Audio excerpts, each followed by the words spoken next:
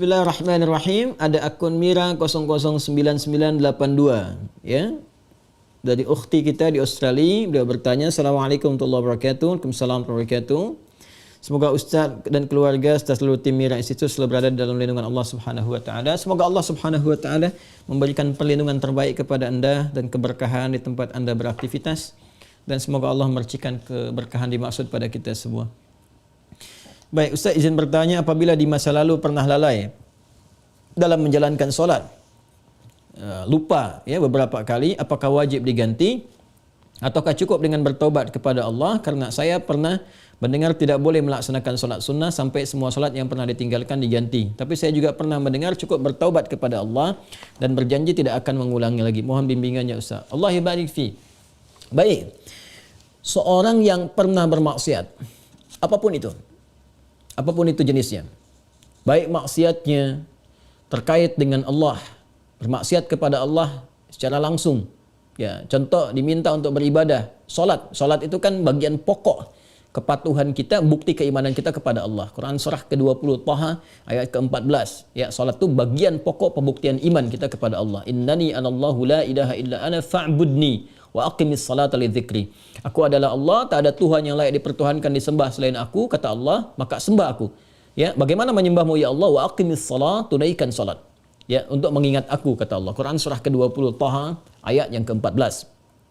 Ada orang tak solat, ya, tapi dia mengaku beriman, atau dia menunda-nunda solat, ya, atau solat semahunya. Ada orang puasa Daud, dia solat Daud. Puasa Daud tu dia puasa Senin, Selasa dia rehat. Ya, Rabu dia puasa, Kamis dia rehat. Tu puasa Daud. Ada ni orang solat Daud. Ya, subuh dia solat, zuhur tak. Asar dia solat, maghrib tak. Itu solat Daud. Itu tidak ada. Ya, dia melakukan itu, dia maksiat pada Allah. Maksiat dalam hal ibadah. Ada maksiat hakun adami, ya, maksiat yang terjadi dari anggota-anggota tubuh pada soalan-soalan yang memang dilarang oleh Allah. Ya, lisan cakap yang baik, dia bercakap tak baik, dia mencela orang lain. Padahal Allah mengatakan, ya ayyuhalladzina amanu la yaskhar qaumin qaum. Hai orang-orang beriman, jangan saling mencela. Quran surah 49 ayat 11, ya. Dia mencela, dia bermaksiat. Semua jenis maksiat ni, baik terkait hubungan dengan Allah ibadah atau terkait dengan interaksi sosial dalam kemanusiaan, muamalah, itu cara mengobatinya untuk kembali pada jalur yang benar. Cara pertama adalah dengan bertobat. Quran surah keempat An-Nisa ayat 17. Quran surah keempat An-Nisa ayat 17. Innamat taubatu 'ala Allahi lilladzina ya'maluna as-su'a bijahalatin thumma yatubuna min qarib. Sungguh taubat yang diterima oleh Allah itu subhanahu wa ta'ala, taubat yang diterima oleh Allah itu subhanahu wa ta'ala adalah taubat dari perbuatan buruk, su. Ya, perbuatan buruk, su itu perbuatan yang menyalahi ketentuan Allah. Ya, diminta memandang yang baik, dia pandang yang tak baik. Diminta solat, dia tak solat. Itu perbuatan buruk. Dan sumbernya dari nafsu yang digoda oleh setan. Jadi perbuatan su itu sumbernya dari nafsu yang diprovokasi oleh setan, digoda oleh setan, dikuasai oleh setan. Itu ada di Quran surah ke-12 Yusuf ayat 53. Wa ma ubarri'un nafsi innan nafsa la'ammaratun bis-su illa ma rahima rabbi. Kita tak mampu menganggap diri kita suci karena ada nafsu yang masih diprovokasi, digoda oleh setan. Orang yang mengikuti godaan-godaan setan itu, was-was setan itu, maka nanti jiwanya akan mengikuti perintah setan, mengajak pada keburukan. Itu yang disebut dengan ammarah bisu namanya. Ya, mata melihat yang buruk, su. Lisan cakap yang buruk, su. Telinga dengar yang buruk, su. Jamak dari su, sayyiat namanya. Bila banyak dikerjakan sayyiat. Allah itu punya sifat Rahman, punya sifat Rahim, yang tidak menginginkan hambanya pulang membawa maksiat. Kamu ini lahir bersih, bersih keadaannya, tampilannya bersih, tak ada dosa, tak ada keburukan, tak ada kotoran. Kenapa pulang kepada Allah jadi kotor? Kerana itu Allah tak berkehendak. Allah tidak berkehendak bila ada hamba satu pun pulang kepada Allah dalam keadaan maksiat, dalam keadaan kotor. Maka sepanjang dia hidup diberikan kesempatan untuk taubat. Taubat ini nanti yang berpeluang membersihkan kembali kotoran-kotoran dosa dan menyucikan jiwa-jiwa yang penuh dengan dosa-dosa. Ini taubat namanya. Nah, taubat itu nanti ada 3 turunan hukumnya. Ada 3. 1, mengakui kesalahan. Salah ini. Jadi kalau kita sadar ya pernah salah, itu sudah sepertiga taubat. Dan itu mahal sekali, hidayah Allah mahal sekali. Itu yang tak dipunyai oleh syaitan. Syaitan itu tak punya itu. Ya, karena sifat sombong, dia tahu Allah itu penerima taubat tapi tak mau taubat. Ketika diminta oleh Allah itu untuk taubat, diberikan isyarat tuh, dikonfirmasi, ditanya, "Ma mana'aka alla tasjud?" Ya, "Ma mana'aka alla tasjuda idz amartuk?" Kenapa kau tak mau sujud ketika aku perintahkan? Itu kan isyarat taubat. Ya, Quran surah ke-7 ayat 12. Ya, tapi dia tak mau taubat. Ya, tak mau taubat. Dia menjawab, "Ana khairum minhu, khalaqtani min narin wa khalaqtahu min tin." Aku lebih hebat. Nah, itu bahaya. Kesombongan itu bisa menutup seseorang untuk bertaubat kepada Allah. Itu bahaya sekali. Karena itu Allah mengharamkan kesombongan. Ya, karena sayangnya kepada hamba diharamkan kesombongan supaya masih berpeluang untuk taubat. Itu bezanya syaitan dengan manusia. Ingat ya? Manusia salah karena ada nafsu, tapi manusia taubat. Adam manusia diberi contoh oleh Allah ya supaya bisa diteruskan pada anak cucunya. Diberi contoh, Adam keliru. Lalu kemudian diberikan jalan taubat. Al-Baqarah ayat 37. Fatalaqqa Adamu min rabbih kalimatin fataba alaihi. Adam menerima talaqi ayat-ayat taubat. Ya, dia memohon kepada Allah, Rabbana zalamna anfusana wa illam taghfir lana wa tarhamna lanakunanna minal khasirin. Taubat, dia diterima taubatnya. Syaitan salah, diberi kesempatan taubat, dia tak taubat. Ya, jadi jangan ikuti jejak syaitan. Wala tattabi'u khutuwatis syaitan. Quran surah kedua ayat 168. Jangan diikuti langkah syaitan. Kita beza dengan syaitan, kita beda dengan syaitan. Manusia salah, manusia taubat. Setan salah, setan tak kenal taubat. Jadi kalau ada manusia bersalah, pernah berbuat salah, tak mau dia taubat, itu patut diduga. Boleh jadi sedang dikuasai oleh syaitan. Nah, jadi kalau ada pertanyaan, itu pertanyaan fitrah.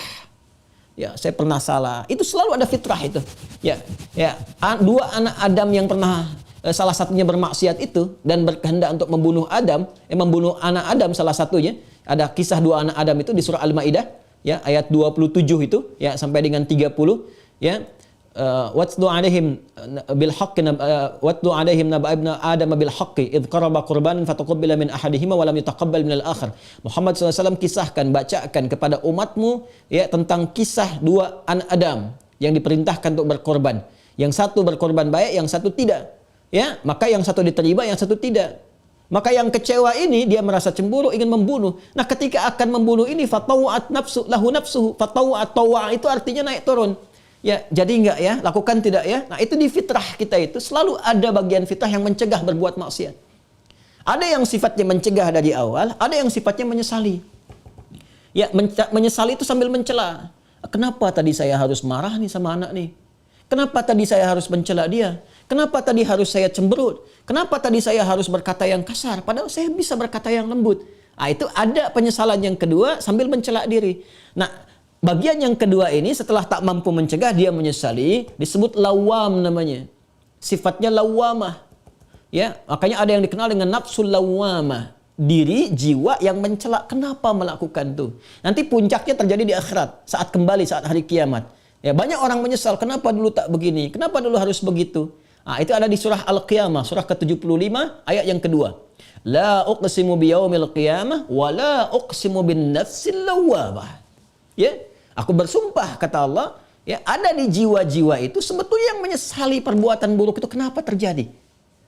Nah, taubat itu, karena harus membuktikan kesungguhan untuk berubah, itu harus menyentuh kepada jiwa yang terdalam tadi. Karena itu harus ada unsur pengakuan, yang kedua unsur penyesalan.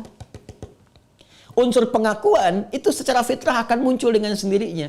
Karena itu kalau keluar dia di pernyataan, itu Masya Allah, itu sudah hidayah Allah yang sudah masuk ke dalam jiwa. Jangan tinggalkan. Cepat ambil. Ya, siapapun pelaku maksiat akan ada bersitan, sekelebat dalam jiwanya itu berpikir, apa aku harus selalu begini gitu? Ya, mungkinkah aku berubah? Nah, kalau ada hal semacam itu sudah hidayah. Ya, kalau ada orang banyak berbuat maksiat pun kita sekelilingnya itu kita mendoakan, malam-malam kita sujud minta pada Allah supaya diberikan hidayah. Jangan-jangan dia itu ditempatkan jadi tetangga kerabat kita, berkehidupan dengan kita supaya memang kita bisa mendoakan dia. Ya, bukan mengutukinya, mencelaknya, tidak. Mungkin supaya dengan adanya kita ini dia bisa melihat jadi wasilah hidayah dari Allah Subhanahu wa taala. Jadi pertanyaan semacam ini itu sudah sepertiga bagian dari karunia Allah. Selanjutnya apa? Sesali. Sesali itu. Jadi mengakui. Nah, ini sudah disampaikan. Kedua, menyesali. Menyesal itu sudah bagian perwujudan, ya, supaya kita bisa mengendalikan nafsul lawamah tadi, supaya tidak dibawa ke akhirat. Ya, jadi dengan menyesal itu nanti digugurkan oleh Allah hal-hal terkaitnya sehingga lapang hati kita. Ciri orang taubat itu, ya, kalau dia sudah bertobat mendekat kepada Allah, yang pertama diberikan oleh Allah kelapangan hatinya, ada ketenangan. Ya, yang tidak bisa dirasakan ya dengan bandingan-bandingan materi. Tidak sama dengan ketika diberi materi dunia, dikasih uang, ya, senang, bahagia, lapang, dikasih kereta, bahasa Malaysia kereta, mobil, ya, atau fasilitas lain, senang, lapang. Taubat itu punya ciri sendiri, tak sama dengan kebahagiaan itu. Ya, dia ada menghunjam ke kedalaman hati itu, ada ketenangan, ya, ada kelapangan. Jadi begitu kita sujud, ya kan? Kemudian kita minta ampun, mengakui, menyesali, air mata keluar, getaran itu yang menggerakkan jiwa. Nah, itu sudah menyentuh kepada hati. Ya. Jadi ulama dahulu mengajarkan taubat itu sampai hatinya tersentuh. Ya, bukan taubat yang di lisan saja, saya taubat ya Allah, taubat ya Allah. Ya, taubat itu mesti mampu melapangkan hati, jiwanya mesti tersentuh. Keadaan hati yang lapang, yang tersentuh sehingga menjadikan cawan hatinya terbuka, siap menerima perubahan, itu disebut nasuha namanya. Nasuha. Ya, karena itu pernah dengar nasihat. Saya mau minta nasihat dari Ustadz. Nasihat. Nasihat itu dari kata nasoha. Sesuatu yang melapangkan. Karena kalau kita dengar nasihat, hati kita lebih lapang. Anda punya masalah, konsultasi, diberikan jawaban, hati lapang. Itu nasihat namanya.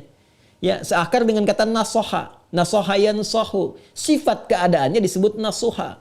Karena itu kita mendengar ada ungkapan, istilah bahkan diambil dari ayat-ayat yang sampai kepada kita, taubat nasuha. Ya kan? Taubat apa?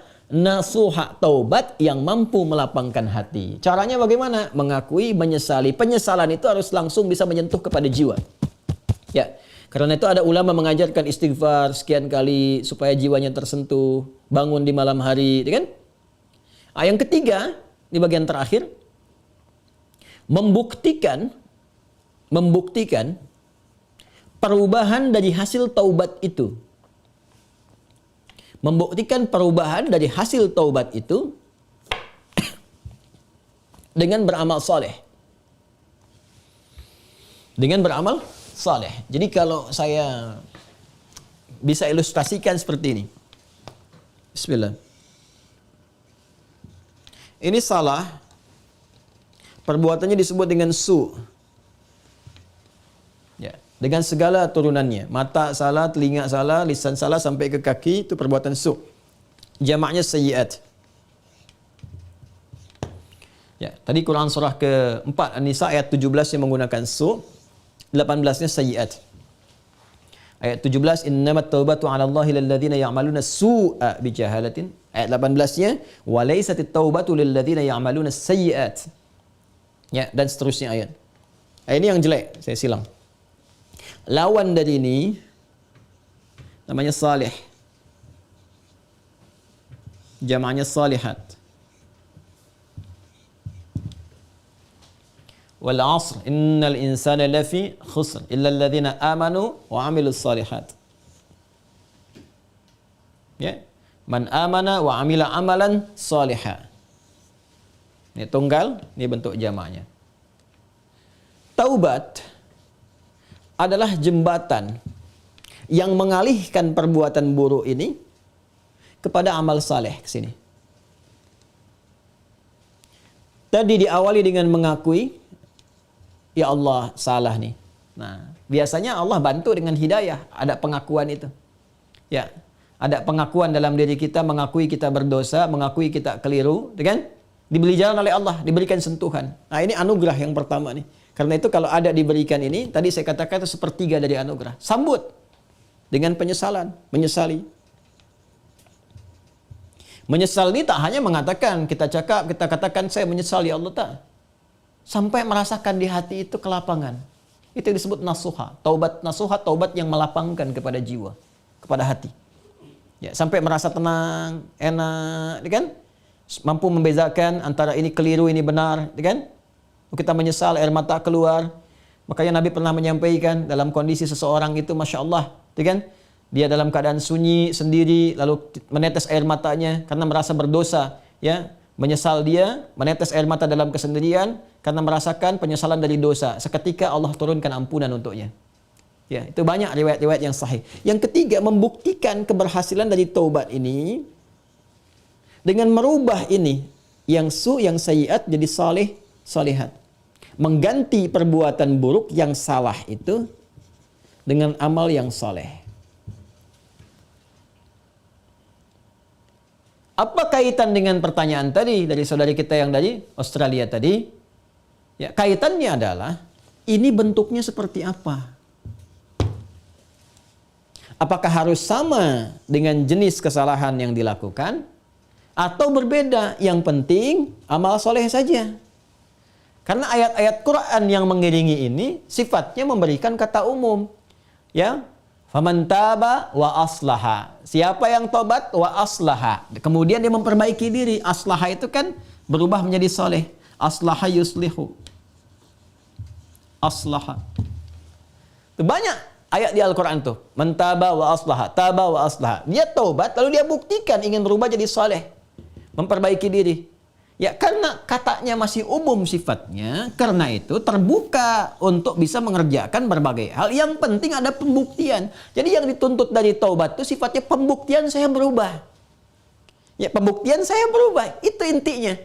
Ya, jadi ketika sampai di level kedua ini pun ampunan turun. Tapi untuk membuktikan bahwa kita sudah meraih ampunan itu, kita buktikan dengan merubah diri. Berubah dari sini, bertransformasi, berpindah ke sini. Bagaimana caranya? Buktikan. Disinilah kemudian para ulama membimbing kita. Ya, ada pendapat misalnya yang mengatakan kalau jenis yang ditinggalkan perbuatan sayyiatnya atau maksiatnya ya terkait dengan ibadah kepada Allah, pernah meninggalkan salat, ya kan? Maka bagaimana cara memperbaikinya? Ganti, perbaiki salat ini. Ya. Dari yang pernah kemudian ditinggalkan, maka ada yang berpendapat dengan qada salat ketika ingat dikiaskan. Ya, maka di waktu-waktu tertentu, ya saat yang bersamaan, misal setelah salat zuhur ditunaikan, zuhur selesai ditunaikan, ya maka yang lain ada salat sunnah, dia mencoba untuk mengganti dahulu yang terdahulu, yang pernah dia rasakan tertinggal, dia niatkan untuk mengganti. Ya, ini di mazhab Syafi'i sangat populer. Ya, maka dia salat kemudian untuk dia niatkan mengganti yang terdahulu. Begitu masuk kemudian waktu maghrib, ba'da maghrib orang sholat sunnah, dia mencoba mengganti yang terdahulu lagi. Ini satu pendapat di antara sekian ragam. Ya. Ada kedua yang berpendapat, tak dibatasi dengan sholat ini saja. Ketika dia tobat, diterima tobatnya, diampuni. Kalau sudah ampun, turun, ampunan Allah turun, diampuni, ya gugur yang kemarin itu, selesai. Tinggal dia buktikan memperbaiki. Bagaimana cara memperbaikinya? Ya, sesuai dengan keadaan dia yang baru. Kalau dia sudah kerjakan sholat zuhur, ya sudah, selesai sholatnya. Mengganti yang dulu-dulu, perbanyak amalan yang lainnya dengan sholat sunnah. Dia kejar qabliyah zuhurnya, dia kejar ba'diyah zuhurnya, untuk membuktikan kepada Allah bahwa dia telah sungguh-sungguh berubah. Ya, ini hanya ragam saja bagaimana kita kemudian bisa memilih di antara ini, dan semua punya jalurnya yang dapat dipertanggungjawabkan secara syariat. Ya, jadi dipersilahkan, Anda nyamannya mau yang mana yang dikerjakan, tapi hanya ingin menunjukkan ini ada perubahan dalam diri kita. Jadi boleh Anda perbanyak amalan-amalan sunnah, ya ada yang berpendapat, ambil karena umum sifatnya, tidak ada spesifik menekankan kepada Anda. Ya harus mengganti yang terdahulu misalnya dengan kerjakan yang fardu lagi, nggak ada yang spesifik begitu. Karena itu tafsirannya luas. Ya kaidah berkata sepanjang umum tidak ada takhsis, maka jangan ditaksis. Jangan dikhususkan pada amalan tertentu. Jadi ambil yang paling ringan. Ya kalau misalnya Anda ingin coba ganti dengan mengganti menggunakan yang sunnah, silahkan, babnya luas. Perbanyak ibadah sunnahnya, bangun malam tahajud, buktikan dalam kebaikan dan seterusnya. Dan semoga dengan itu Allah Subhanahu wa taala ya memberikan ampunan kepada kita sampai kita kembali kepada Allah dalam kebaikan. Ini babnya. Jadi prinsipnya sebetulnya bukan persoalan apakah ganti menggunakan fardunya lagi atau cukupkan dengan yang sunnah saja. Bukan itu persoalannya. Persoalannya sejatinya adalah bagaimana kita membuktikan kepada Allah kita berubah. Dan babnya luas. Ya. Jadi kalau Anda kemudian ingin memperbanyak yang sunnah, silahkan. Perbanyak sunnahnya, tunjukkan merubah. Sedangkan yang kemarin sudah kita mohonkan kepada Allah, minta diampuni, terampuni. Ya Allah berikan kepada kita diampuni dan seterusnya. Ya, jadi kalau Anda ingin pilih kemudian untuk mengulang kembali dikiaskan sholat di saat ingatnya. Ya, orang lupa saat ingatnya, pada waktu ingatnya dia itu sholat. Ya orang tertidur bangun saat bangunnya dia itu sholat. Misalnya ada orang tidur dari subuh, kemudian dari sebelum subuh dia tidur, bangun-bangun dia jam 10 misalnya kan. Ya, baru ingat dia belum sholat subuh. Maka saat ingatnya itu, dia kemudian menunaikan sholatnya. Nah, ini dikiaskan kepada keadaan seperti itu, ya, kemudian dia tunaikan. Adapun orang-orang yang kemudian dia ingin memilih, saya ingin perbanyak yang sunnahnya saja, tak ada masalah. Ya, tak ada masalah. Ya, jadi silahkan perbanyak sholat sunnahnya, dan tidak ada satupun dalil yang spesifik mengatakan dilarang menunaikan sholat sunnah sebelum yang fardunya tercukupi dahulu. Kita pun tak tahu berapa fardu yang sudah tertinggal. Bagaimana mencukupinya? Ya, jadi nggak ada dalil spesifik seperti itu. Yang ada adalah terbuka luas untuk kita beramal, membuktikan kesungguhan kita telah berubah. Wallahu ta'ala a'lam bis-shawab, dan semoga Allah menerima taubat yang kita mohonkan kepada Allah, dan tidak ada semua kita yang bebas dari kesalahan. Saya, Anda, kita pun pasti pernah berbuat salah. Dan Allah sangat mencintai pelaku maksiat yang bertaubat dibandingkan dengan seorang yang saleh yang tidak pernah merasa salah dalam kehidupannya. Wallahu ta'ala a'lam bis-shawab.